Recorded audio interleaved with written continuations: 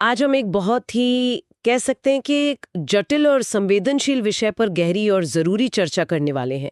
विषय है वयस्कों में नाबालिगों के प्रति आकर्षण। और हम इसके मनोवैज्ञानिक, सामाजिक और हाँ, कानूनी पहलुओं को भी समझने की कोशिश करेंगे। हमारे पास इसके लिए कई स्रोत हैं, कुछ गहरी रिसर्च रिपोर्ट्स, मनोविज्ञान से जुड़े अध्ययन और कानूनी दस्तावेज भी। हमारा मकसद इस चर्चा के जरिए ये समझना है कि किसी इंसान का दिमाग उसे कैसे कैसे एक ऐसी खतरनाक और वर्जित जगह पर ले जा सकता है। हम लिमरेंस और प्रोजेक्शन जैसे मनोवैज्ञानिक कॉन्सेप्ट्स को आसान भाषा में समझेंगे, पावर के असंतुलन पर बात करेंगे और ये भी जानेंगे कि अगर कोई इन भावनाओं से जूझ रहा हो तो जिम्मेदारी और आत्मनियंत्रण का सही रास्ता क्या है। बिल्कुल। और इस पूरी बातचीत में हमारा एक ही मकसद सबसे ऊपर रहेगा, बच्चों की सुरक्षा। ये साफ करना बहुत जरूरी है कि किसी भी हाल में जिम्मेदारी हमेशा और सिर्फ वयस्क की होती है। हमारा काम यहाँ किसी को सही या गलत ठहराना नहीं, बल्कि इस मुश्किल मुद्दे को तथ्यों और अकादमिक समझ के साथ सामने रखना है। ठीक है, तो चलिए शुरू करते हैं दिमाग के अंदर से। हमारे स्रोतों में एक शब्द बार बार आता है, लिमेरेंस। ये क्या बला है? यह सिर्फ किसी को बहुत ज्यादा पसंद करने से अलग कैसे है? ये एक बहुत अच्छा सवाल है, क्योंकि लिमरेंस महज पसंद करना नहीं है। ये एक मानसिक अवस्था है, एक जुनून है। इसे ऐसे समझिए कि आपके दिमाग में कोई गाना अटक गया है और आप चाहकर भी उसे बंद नहीं कर पा रहे। लिमरेंस में वो गाना किसी इंसान का ख्याल होता है। ये एक अनियंत्रित जुनूनी लगाव है, जिसमें व्यक्ति दूसरे से भावनात्मक स्वीकृति पाने के लिए तड़पता है और उसे ठुकराए जाने का बहुत गहरा डर होता है। मतलब ये एक तरह का ऑब्सेशन है। और स्रोत बताते हैं कि इसकी जड़ें अक्सर बचपन से जुड़ी होती हैं। हाँ, रिसर्च यही बताती है। अक्सर जिन लोगों का बचपन में अपने माता पिता के साथ लगाव असुरक्षित रहा हो, मतलब उन्हें वो भावनात्मक सुरक्षा नहीं मिली जिसकी उन्हें जरूरत थी, वे बड़े होकर उस खालीपन को भरने की कोशिश करते हैं। और कभी-कभी ये कोशिश उन्हें इस तरह के अनुचित आकर्षण की तरफ धकेल देती है। एक मिनट, तो ये सिर्फ एक एहसास नहीं है, इसका एक पूरा रोड मैप है, एक एक सफर है।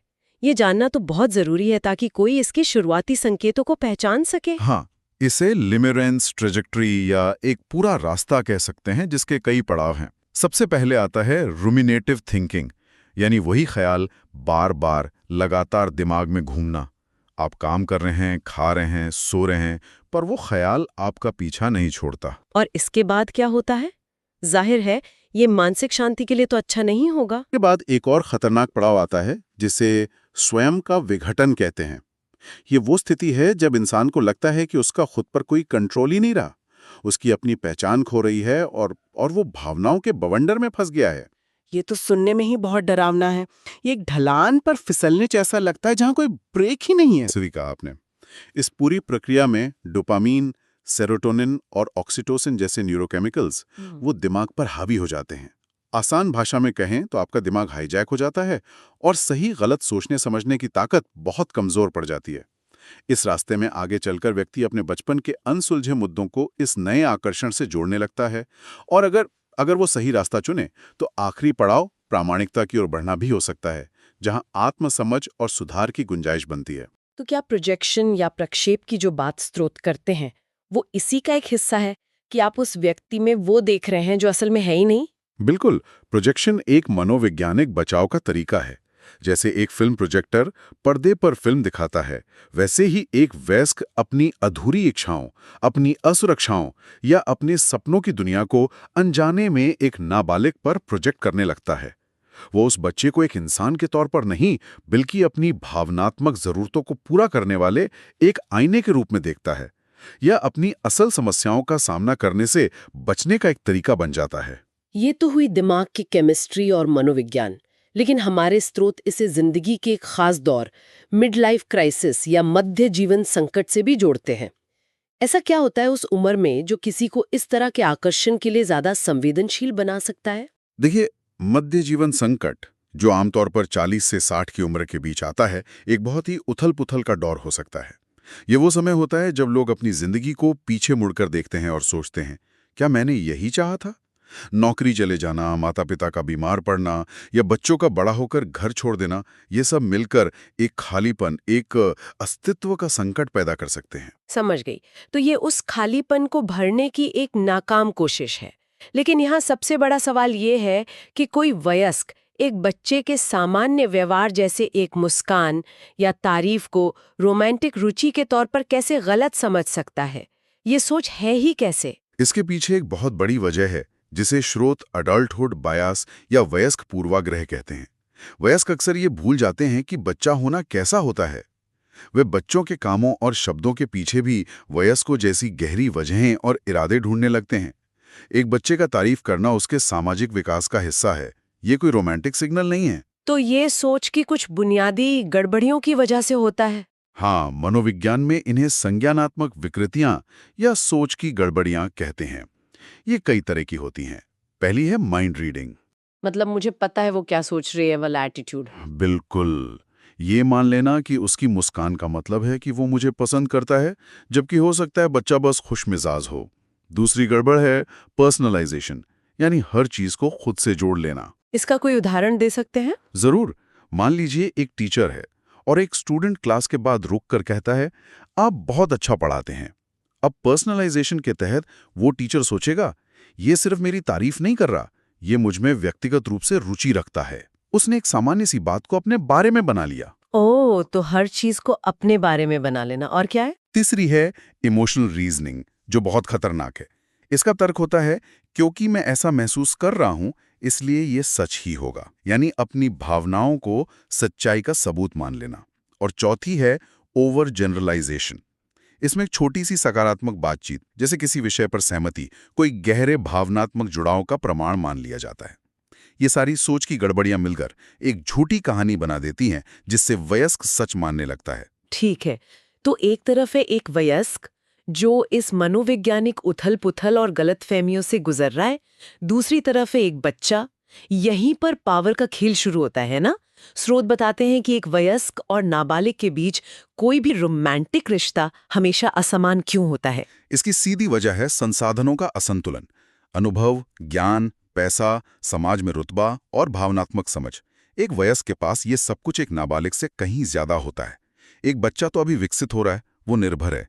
ये पावर का असंतुलन किसी भी बराबरी के रिश्ते की संभावना को शुरू होने से पहले ही खत्म कर देता है। तो इस समीकरण में सहमति या कंसेंट का तो सवाल ही नहीं उठता, क्योंकि पावर का बैलेंस ही नहीं है। सवाल ही नहीं उठता। एक वयस्क अपने अनुभव से बच्चे की सोच को, अपने पैसे से उसकी जरूरतों को और अपनी भावनात्मक समझ से उसकी भावनाओं को मैनिपुलेट कर सकता है। मतलब अपने हिसाब से तोड़ मरोड़ सकता है। इसे रिश्ता नहीं, हेर-फेर कहा जाएगा। सच्ची सहमति वहां होती है जहां दोनों पक्ष बराबर की ताकत और समझ रखते हों। यहां ऐसा मुमकिन ही नहीं है। स्रोतों में ज़्यूस और हेफेस्टस जैसे कुछ पौराणिक नामों का भी जिक्र है। आम भाषा में इसका क्या मतलब है? ये असल में पुरुष मन की दो प्रवृत्तियों को समझाने के लिए इस्तेमाल किया गया है।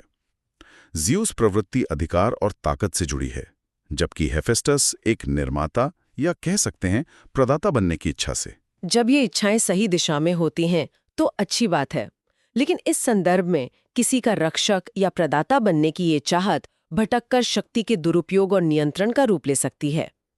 मैं तुम्हारा ख्याल रखूंगा, धीरे धीरे तुम वही करोगे जो मैं कहूंगा में बदल सकता है। जब बात कंट्रोल और सुरक्षा की आती है तो कानून की भूमिका बहुत बड़ी हो जाती है। जब कोई वयस्क अपनी खींची हुई सीमाएं लांघ जाता है तो कानून क्या कहता है? भारत में बच्चों को बचाने के लिए क्या कानूनी ढांचा है? भारत में इस मामले में एक बहुत ही मजबूत और सख्त कानून है, पॉक्सो अधिनियम 2012, POSCO एक्ट, यानी बच्चों को यौन अपराधों से बचाने का कानून।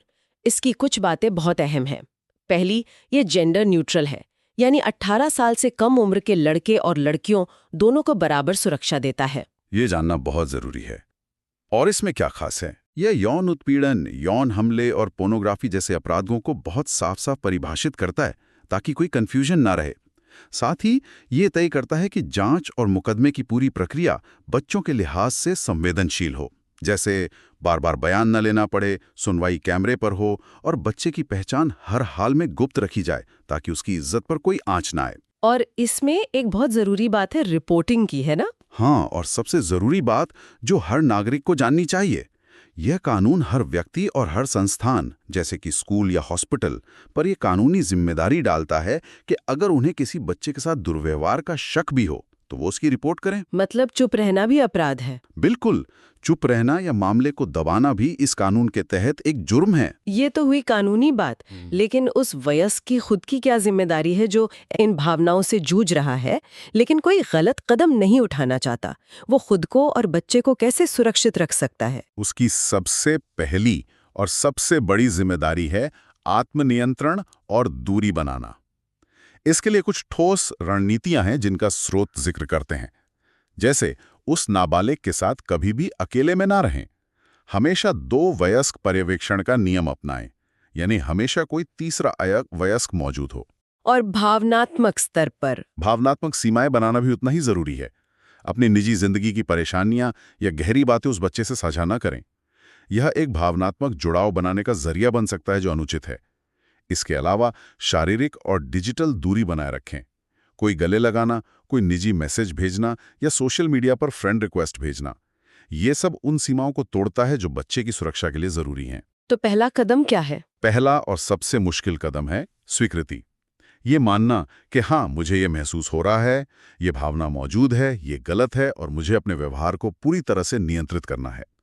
भावना पर शायद आपका कंट्रोल ना हो, लेकिन आपके एक्शन, आपके व्यवहार पर आपका 100% कंट्रोल होता है और होना ही चाहिए। तो क्या यहाँ से बाहर निकलने का कोई रास्ता है? अगर कोई इन भावनाओं से संघर्ष कर रहा है और मदद चाहता है तो क्या कोई उम्मीद है? बिल्कुल उम्मीद है, और यहीं पर शर्म और अपराध बोध के बीच का फर्क समझना बहुत जरूरी हो जाता है।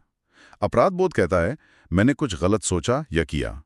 यह एहसास आपको बदलने के लिए प्रेरित कर सकता है। लेकिन शर्म कहती है मैं ही गलत हूं, मैं एक बुरा इंसान हूं। शर्म इंसान को आत्मघृणा और अकेलेपन में ढकेल देती है, जिससे वो मदद मांगने के बजाय और अंधेरे में चला जाता है। तो मदद किस तरह की हो सकती है? स्रोत किन इलाजों का जिक्र करते हैं? स्रोत कुछ विज्ञान आधारित थेरेपी का जिक्र करते हैं। एक है एक्सेप्टेंस एंड कमिटमेंट थेरेपी या ACT।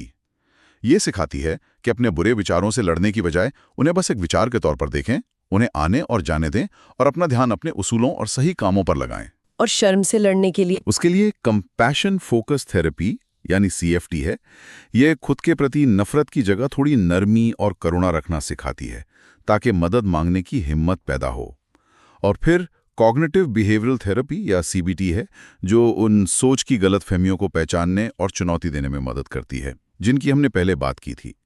इन सभी थेरेपी का मकसद किसी को उसकी भावनाओं के आधार पर जज करना नहीं, बल्कि उसे एक सुरक्षित और बेहतर जिंदगी जीने में मदद करना है। तो इस सब का क्या मतलब है? हमने एक पूरे सफर को देखा, कैसे लिमरेंस जैसी मनोवैज्ञानिक अवस्था एक जुनून पैदा करती है, कैसे सोच की गलत फहमियां उसे बढ़ाती हैं, पावर का खेल उसे खतरनाक बनाता है और कानून एक लक्ष्मण रेखा खींचता है। बिल्कुल, और इस पूरी चर्चा का सार एक ही है, जिम्मेदारी हमेशा और पूरी तरह से वयस्क की है। बच्चों की सुरक्षा से बढ़कर कुछ भी नहीं। मनोवैज्ञानिक संघर्ष वास्तविक हो सकते हैं, इसमें कोई शक नहीं, लेकिन उनसे निपटने का एकमात्र नैतिक और कानूनी रास्ता पेशेवर मदद और सख्त आत्मनियंत्रण ही है। हमारे स्रोत इस बात पर भी रोशनी डालते हैं कि कैसे अतीत के अनसुलझे मुद्दे और अकेलापन इंसान को इन भावनाओं के प्रति कमजोर बना सकते हैं। और ये हमें एक आखिरी सवाल पर छोड़ जाता है जिस पर श्रोता सोच सकते हैं। किसी भी रिश्ते या आकर्षण में, चाहे वो किसी भी तरह का हो, उसका कितना हिस्सा वाकई दूसरे इंसान के बारे में होता है और कितना हमारी अपनी अधूरी ज़रूरतों, हमारे अपने अनसुलझे अतीत का एक आईना होता है।